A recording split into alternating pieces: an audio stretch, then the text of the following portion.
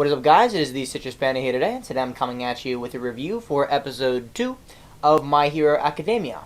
Let's do this. Okay, so in episode 2, we get a little bit more of a background of All Might in general. Like the first episode, we see him as this big, bulky, muscly hero that's like the best out there. And we see that again this episode, and we see how powerful this guy is. But also we see the other side of him, which, if you have never read the manga, might have come as a surprise, but it's also very interesting. Now, next episode should be even more interesting, because if you watch the preview at the very end, I don't think this is a spoiler for next week, because it's something that's going to happen, and there's also in the preview that Deku has to start training. So once Deku starts training, it's going to be pretty interesting. It should only take probably one episode, but after all that's done, then we get into the school setting, which is the main part of this story. At least, I actually don't know if that's the main part, but I think that's a pretty central part, like where he goes to the hero school. But anyway, the idea behind this episode is to show you more about All Might, and also, I guess, to show you more of Bakugo, and how his personality is, and I'm going to talk about him for a little bit later.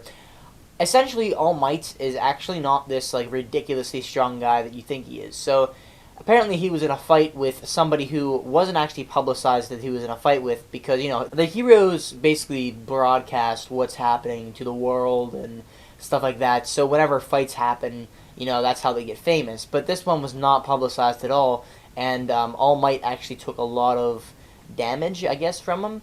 And overall, now he has this weaker form. Now, I don't know if that is in particular. I think he always has had that weaker form. I don't know, personally. Maybe they say that later on in the series. But now he only has, 3 hours, approximately, of that, actual powerful form per day. And you see him coughing up blood and stuff. And it kind of foreshadowed that last episode with him coughing up blood. But I think in this episode is obviously, it's used actually kind of as a humor element at the same time as being a pretty serious element of the series. So what's interesting though is that originally All Might had said, Izuku or Deku. I think I'm just gonna refer to him as Deku because it's easier, and a lot of people refer to him in the series, or Bakugo does, and I think the one girl from the school does. So we'll just go with that. He basically tells him that you probably can't be a hero, maybe be a police officer or something, I don't know. But it essentially, it hits him pretty hard, because at this point, Deku, he wants to become a hero, he wants to be good, he wants to do good in the world, but his idol for his entire life just told him, nah, you can't do it. I mean, that's essentially if you wanted to be a famous musician back in the day, and you went up to the Beatles or something, and the Beatles were just you suck at playing guitar, you should just go work at McDonald's. That's what basically he said. I'm comparing the Beatles to All Might right now. If that's not good enough, I don't know what is. Essentially, Deku kind of gets sad. He's walking home, and All Might is also walking. He has to go to the scene of the crime, which is actually that slime. I just made a rhyme. The slime person is attacking Bakugo, and he needs somebody to save him because he's not that strong. I mean, Bakugo is strong, but not as strong as this thing. None of the heroes that were there could do anything against it. The one lady is so big that Mount Lady or whatever, she can't even fit into the area. I think that's actually kind of funny, because I think in a way that shows that quirks aren't necessarily the best things in the world. They just aren't.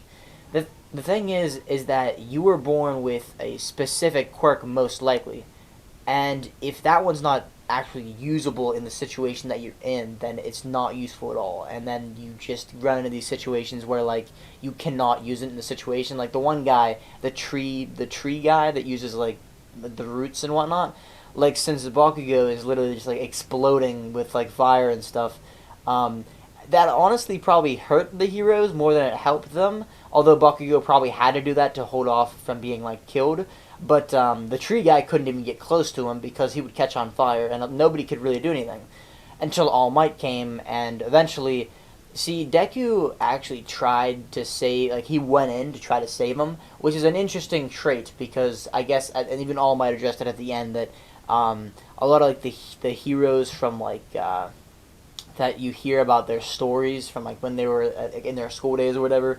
They actually like move without them even thinking. Like they just like go in, and that kind of makes Deku dumb because he went in and he was basically going to die. Thankfully, All Might was there and actually went back into his like special form or his fighting form. I don't know what it is. It's just like his big form. We'll refer to it as the big All Might. I don't know.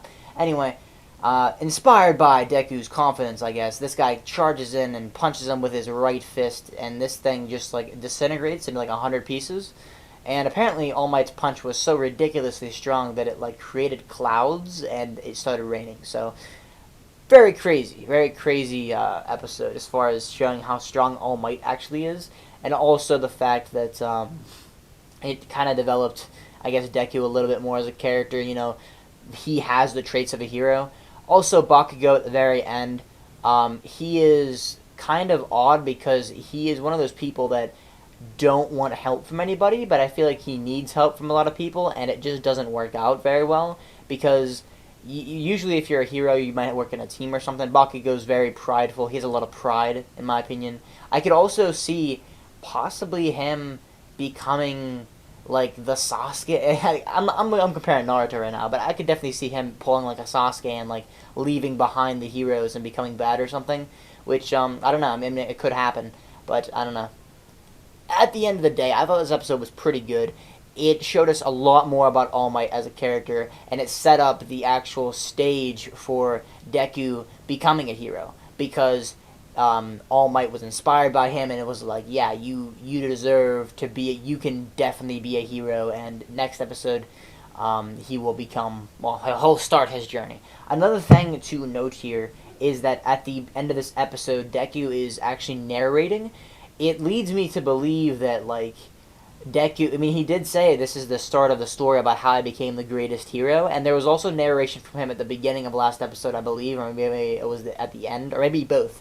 But what was interesting about that is that whenever you have a narrator, it's an interesting way to tell a story because that means that all this happened a long time ago, and that he's telling it to somebody. Like, it's weird to think that, but, like, Deku could be, like, 30 years old telling this story, which is an odd concept, but overall really fun. So at the end of the day, good episode, and I'll see you guys next time, episode 3. Although I guess I'll see you Wednesday for the Bungo Stray Dogs. But I don't know if you're gonna watch that or not. But if you do, see you there. Adios.